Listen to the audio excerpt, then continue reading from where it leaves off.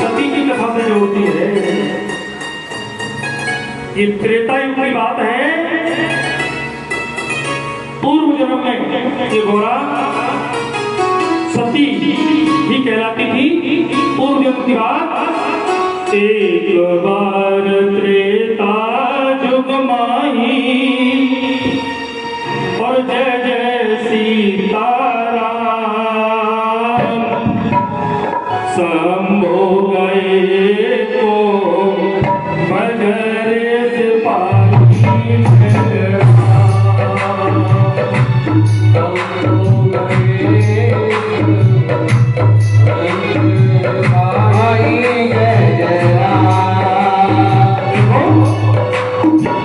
एक बार त्रेता युग में, त्रेता युग की बात। शंभु गए, क्या लिखा? भगवान शिव गए, क्या सुनने गए? राम कथा। इन कथाओं का श्रवण करने के लिए अगर हमारी सुनाई पड़ जाए, हमको मालूम पड़ जाए, तो हमको बहुत बहुत दूर तक चले जाना चाहिए। भगवान शिव शंभु गए कुंभ ऋषि। कुंभ ऋषि कौन है? अगस्त ऋषि। कुंभ माने घड़ा, जो घड़े से पैदा हुए। और आगे क्या लिखा? ये कथा भगवान शिव ने ही चलाई कि कथा सुनने के लिए अकेले नहीं जाना चाहिए। कथा सुनने के लिए अपनी धर्मपत्नी अगर है संग में, तो उनको भी जरूर ले जाना चाहिए। क्या लिख दिया तुलसी बाबा ने? संग सती, अकेले ना क्यों बेटा? संग सती जगत जननी भवानी, संग सती जगत भवानी,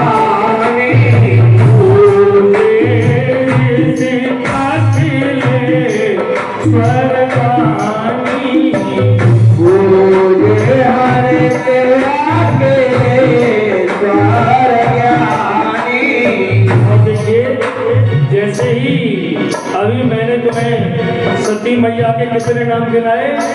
संग सती जग जनन भवानी और पूजे ऋषि अखिलेश्वर जानी। भगवान की पूजा किसने की? जो राम कथा सुनाने वाले हैं उन्होंने, क्योंकि हमारे दरबार में आए हैं। जैसे यहाँ पर कथा चल रही है, तो हमें करना कुछ नहीं, केवल आकर के बैठना है। ये शिव कथा होने से पूर्व ही तैयारियां शुरू हो गई और ये सब के लिए आसन बिछड़े, सब लोग आए और कथा का श्रवण करें। ऐसे ही भगवान शिव का पूजन किसने किया? कुंभ ऋषि ने। तो अब सती मैया के मन में वहम हो गया या पाप दौड़ गया कि जो कथा कहने वाला है हमारे पैर छू रहा है, वो हमको कथा क्या सुनाएगा? देखो, स्वागत सम्मान की बात अलग होती है। इसका मतलब ये नहीं कि कुंभ ऋषि कथा क्या सुनाएंगे, लेकिन मैया सती के मन में ऐसा भाव आ गया कि जो हमारे चरण छू रहा है वो हमको कथा क्या सुनाएगा। लेकिन बोले बाबा बड़े प्रेम से बैठे हैं और कथा का श्रवण करने लगे हैं। राम कथा मन कर्ज बखानी, राम कथा मन कर्ज बखानी, राम कथा मन कर्ज बखानी, सुनी महेश परम सुख मानी, सुनी महेश परम सुख मानी। और देखिए, राम कथा भगवान की कथा मुनि ने कही और किसने सुनी? अकेले शिव जी ने सुनी, सती मैया ने ना सुनी। कथा में बैठी तो जरूर है, कथा में बैठी तो जरूर, लेकिन कथा में ध्यान नहीं करा। अब कथा में तो आकर के बैठ तो गए, लेकिन कथा पल्ले न पड़े तो न न्याके रहे और न कुमाके रहे। भगवान भोलेनाथ ने तो बड़ी प्रेम से कथा का श्रवण किया, लेकिन सती मैया ने कथा को नहीं सुना। और जब कथा पूर्ण होने को आई, इन मैयाओं की एक भावना है, इनके मन में जो भी आए सो ही करती है? अगर मन में है तो सब कुछ सही और नहीं सब कुछ बेकार।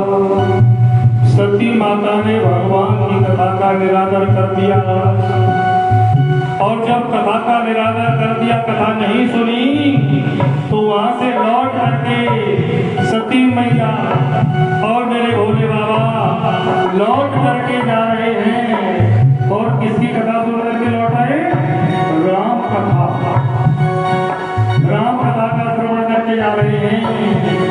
तो रास्ते में भोले बाबा ने भगवान राम को प्रणाम किया, क्योंकि राम और लक्ष्मण दोनों भाई दिखाई दे गए।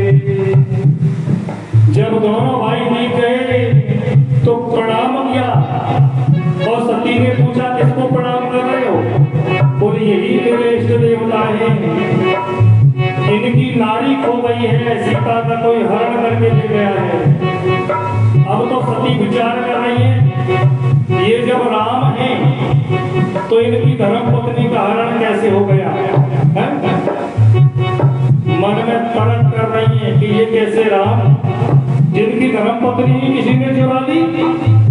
राम तो नर लीला कर रहे हैं, लेकिन सती के मन में कुभाव पैदा हो रहा है।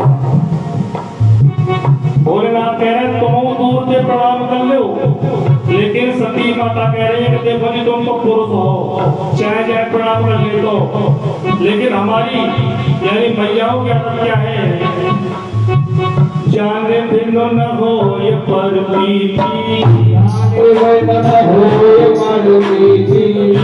पर प्रीति हो ये नहीं प्रीति, हो ये नहीं प्रीति।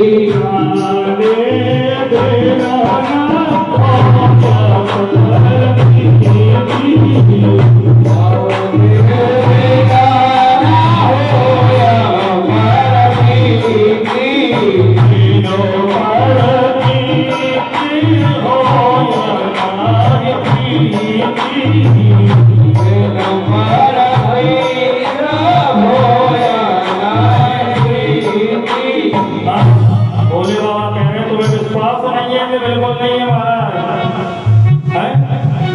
तो भोलेनाथ कह रहे हैं कि तुम एक काम करो, क्या चाहती हो? जानना चाहती हो तो जान लो।